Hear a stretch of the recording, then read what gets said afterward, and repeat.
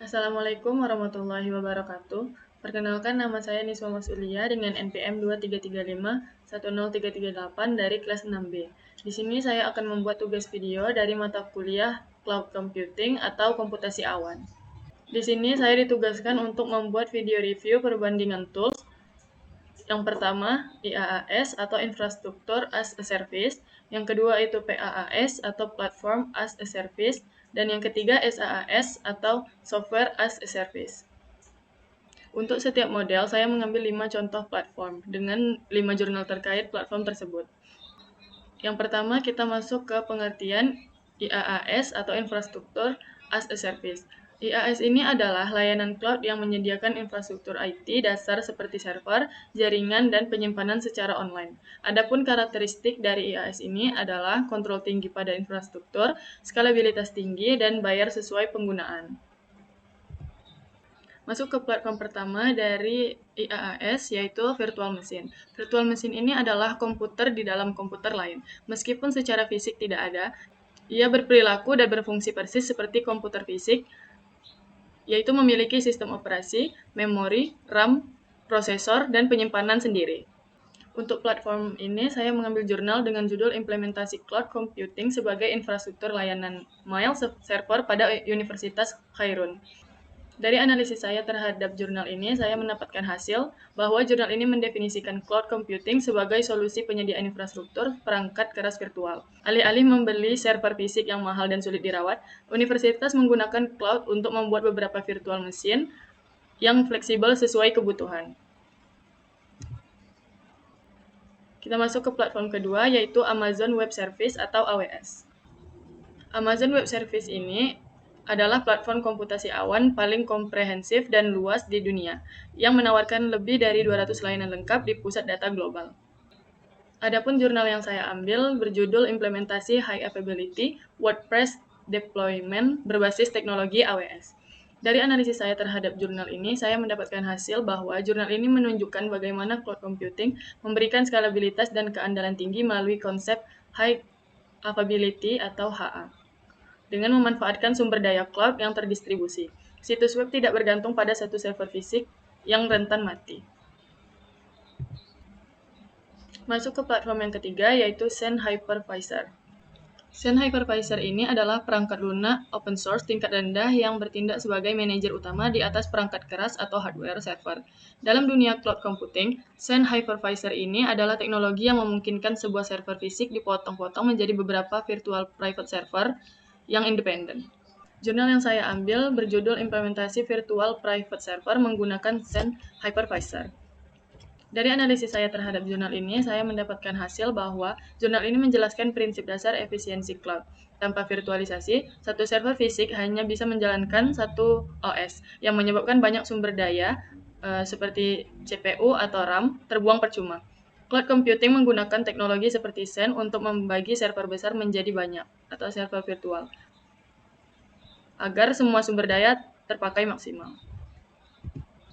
Masuk ke platform keempat, yaitu DigitalOcean. DigitalOcean ini adalah penyedia cloud computing yang berfokus pada penyediaan infrastruktur yang sederhana, terukur, dan ramah bagi pengembang. Adapun jurnal yang saya ambil berjudul Implementasi Virtual Private Server berbasis Linux menggunakan DigitalOcean serta uji kecepatan jaringan server cloud di Desa Rutong. Dari analisis yang sudah saya lakukan terhadap jurnal ini, saya mendapatkan hasil bahwa penelitian ini menunjukkan bagaimana cloud computing menjadi katalisator bagi transformasi digital di tingkat desa. Dengan memanfaatkan infrastruktur cloud yang scalable, pemerintah desa tidak perlu membangun pusat data fisik yang mahal, melainkan cukup menyewa sumber daya komputasi secara online yang stabil dan aman. Masuk ke platform kelima, yaitu OpenStack.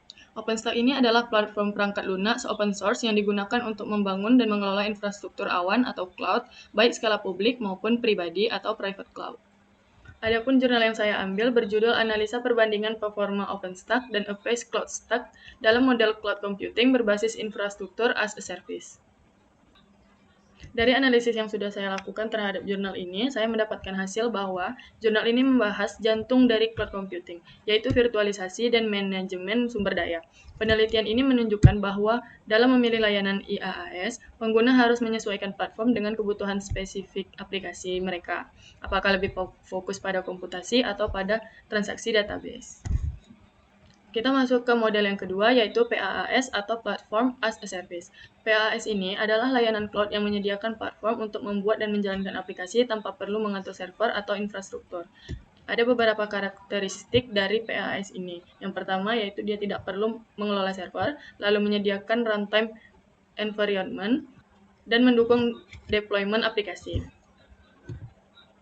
Masuk ke platform yang pertama dari PaaS ini, yaitu Docker Swarm. Docker Swarm ini memastikan aplikasi selalu hidup. Jika salah satu node atau server mati, Swarm akan secara otomatis memindahkan kontainer tersebut ke node lain yang masih sehat. Untuk platform Docker Swarm ini, saya mengambil jurnal dengan judul Tinjauan Pustaka Orkestrasi Layanan Docker Swarm dan OpenShift Container Management. Dari analisis yang sudah saya lakukan terhadap jurnal ini, saya mendapatkan hasil bahwa jurnal ini menjelaskan bahwa cloud computing tidak hanya menyediakan server fisik, tetapi juga menyediakan layanan orkestrasi yang memungkinkan aplikasi berjalan secara microservice.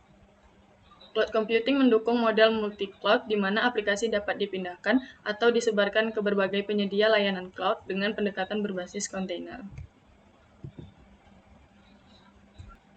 Masuk ke platform yang kedua, yaitu Google App Engine. Google App Engine ini adalah platform otomatis untuk pengembangan aplikasi web yang langsung berjalan di atas infrastruktur Google. Google App Engine ini membantu organisasi mengurangi investasi awal di bidang teknologi. Untuk Google App Engine, saya mengambil jurnal dengan judul Penerapan Cloud Computing dalam Aplikasi Panggil Teknisi berbasis Android menggunakan Google Cloud Platform. Dari hasil analisa saya terhadap jurnal ini, saya mendapatkan hasil bahwa aplikasi ini berfungsi sebagai jembatan digital atau marketplace jasa yang mempertemukan antara pemilik perangkat elektronik yang rusak dengan teknisi profesional. Dengan memanfaatkan cloud, aplikasi ini mampu menangani proses pencarian teknisi, penyimpanan data kerusakan, secara sinkronisasi informasi secara cepat dan akurat yang bisa diakses kapan saja oleh pengguna dimanapun mereka berada. Kita masuk ke platform yang ketiga, yaitu Firebase. Firebase ini adalah platform yang menyediakan backend as a service. Pengembangan hanya perlu menggunakan API yang disediakan oleh Google tanpa harus mengelola server, messaging yang sangat rumit di belakang layar. Untuk platform Firebase ini, saya mengambil jurnal dengan judul Penerapan Push Notification Booking Perlengkapan Outdoor menggunakan Firebase Cloud Messaging. Dari hasil analisa saya terhadap jurnal ini, saya mendapatkan hasil bahwa jurnal ini memanfaatkan cloud computing sebagai media pengiriman pesan real-time. Firebase bertindak sebagai platform di awan atau cloud yang menangani antrian, pengiriman, dan sinkronisasi pesan ke berbagai perangkat pengguna secara instan. Masuk ke platform yang keempat, yaitu Heroku. Heroku ini mengambil alih urusan teknis yang rumit, seperti pengaturan server, pembaruan keamanan, hingga penyesuaian kapasitas aplikasi. Dengan begitu, pengembangan bisa sepenuhnya fokus pada penulisan kode program tanpa perlu dipusingkan oleh infrastruktur di belakang layar. Untuk platform Heroku ini, saya mengambil jurnal dengan judul Implementasi Artificial Intelligence untuk memprediksi harga penjualan rumah menggunakan metode random, forest, and flux. Dari hasil analisis saya terhadap jurnal ini, saya mendapatkan hasil bahwa penelitian ini menunjukkan bagaimana model AI yang kompleks dapat diintegrasikan ke dalam aplikasi web dan didistribusikan secara global melalui platform cloud seperti Heroku, sehingga pengguna bisa mengakses prediksi harga secara instan dari mana saja tanpa memerlukan server fisik di lokasi mereka. Kita masuk ke platform yang kelima, yaitu Google Cloud Platform. Google Cloud Platform ini adalah kumpulan layanan cloud computing yang disediakan oleh Google yang berjalan di atas infrastruktur yang sama dengan yang digunakan Google secara internal untuk produk konsumennya, seperti Google Search dan YouTube. Untuk platform Google Cloud ini, saya mengambil jurnal dengan judul Pemanfaatan Cloud Computing untuk meningkatkan efisiensi bisnis pada platform Google Cloud. Dari analisis saya terhadap jurnal ini, saya mendapatkan hasil bahwa penelitian jurnal ini menyoroti transisi dan infrastruktur fisik yang kaku ke infrastruktur awan yang elastis. Konsep on-demand pricing atau membayar sesuai penggunaan dibuktikan melalui penggunaan Google Cloud Pricing Calculator, yang menjadi inti dari efisiensi ekonomi cloud computing. Kita masuk ke model yang ketiga, yaitu SaaS atau Software as a Service. SaaS ini adalah layanan cloud yang menyediakan software yang bisa langsung digunakan melalui internet. Adapun beberapa karakteristik dari SaaS ini, yaitu berbasis web, mudah digunakan, dan berlangganan layanan. Kita masuk ke contoh platform dari SaaS ini. Yang pertama yaitu Google Drive. Google Drive ini adalah aplikasi SaaS yang menyediakan layanan penyimpanan dan sinkronisasi file berbasis cloud. Pengguna tidak perlu memelihara server fisik, cukup menggunakan antarmuka yang disediakan oleh Google. Dari hasil analisis saya terhadap jurnal ini, saya mendapatkan hasil bahwa jurnal ini menekankan peran cloud computing sebagai pendukung utama efisiensi dalam industri kreatif. Dengan cloud, data tidak lagi tersimpan statis di satu komputer, melainkan tersimpan secara terpusat di server penyedia atau cloud, yang memungkinkan sinkronisasi dan kolaborasi real-time. Masuk ke platform yang kedua, yaitu Zoom. Zoom ini adalah media komunikasi berbasis video yang didukung oleh infrastruktur awan untuk interaksi waktu nyata. Zoom ini disebut juga sebagai pilar penting dalam memfasilitasi pertemuan daring dan riset bersama secara jarak jauh. Untuk platform Zoom ini, saya mengambil jurnal dengan judul Efektivitas Pembelajaran Secara Daring Menggunakan Aplikasi Zoom pada Universitas Negeri Surabaya. Dari analisis saya terhadap jurnal ini, saya mendapatkan hasil bahwa jurnal ini memosisikan Zoom sebagai teknologi digital berbasis cloud yang memungkinkan transformasi pendidikan dari tatap muka fisik menjadi virtual. Cloud computing ini memungkinkan jutaan pengguna mengakses layanan video conference secara bersamaan dari berbagai lokasi tanpa terikat batasan perangkat keras lokal yang canggih. Untuk platform yang ketiga yaitu OwnCloud.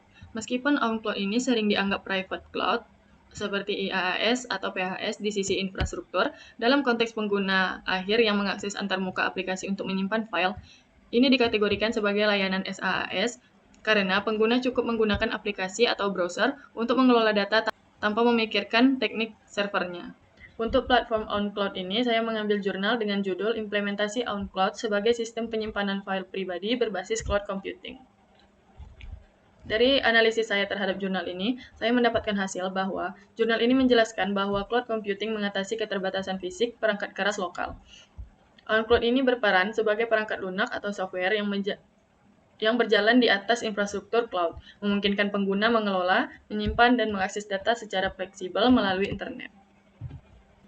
Kita masuk ke platform yang keempat, yaitu Microsoft Azure. Azure Service yang digunakan untuk memantau biaya adalah bentuk aplikasi cloud native yang sudah jadi dan siap dipakai. Pengguna, atau dalam hal ini peneliti, tidak membangun sistem billing sendiri, melainkan menggunakan layanan monitoring dan billing yang disediakan oleh platform Azure sebagai perangkat lunak berbasis langganan atau konsumsi. Untuk Microsoft Azure ini, saya mengambil jurnal dengan judul Application of FinOps Based Cloud Cost Risk Analysis on Microsoft Azure Service. Dari analisis yang sudah saya lakukan terhadap jurnal ini, saya mendapatkan hasil bahwa FinOps menekankan pentingnya manajemen finansial dalam ekosistem cloud. Jurnal ini menunjukkan bahwa keberhasilan cloud tidak hanya ditentukan oleh kecanggihan infrastrukturnya, tetapi juga kemampuan kita dalam menjaga agar biaya operasional tetap stabil dan efisien. Kita masuk ke platform yang kelima, yaitu Salesforce Automation. Salesforce Automation ini adalah teknologi berbasis SaaS atau Software as a Service yang dirancang untuk mengotomatiskan tugas-tugas administratif dalam proses penjualan. Untuk Salesforce Automation ini, saya mengambil jurnal dengan judul Analisis Pengaruh Penerapan Salesforce Automation dan Produktivitas Tim Penjualan pada Industri Distribusi. Dari hasil analisis saya terhadap jurnal ini, saya mendapatkan hasil bahwa jurnal ini sangat kuat untuk mendukung kategori SaaS karena menunjukkan bahwa aplikasi siap pakai atau SFA dapat memberikan dampak ekonomi yang nyata bagi industri distribusi melalui efisiensi dan produktivitas, tanpa perusahaan harus membangun infrastruktur IT sendiri dari nol. Baiklah, mungkin itu saja yang dapat saya sampaikan. Lebih dan kurang saya mohon maaf. Wabillahi taufiq wal hidayah. Wassalamualaikum warahmatullahi wabarakatuh.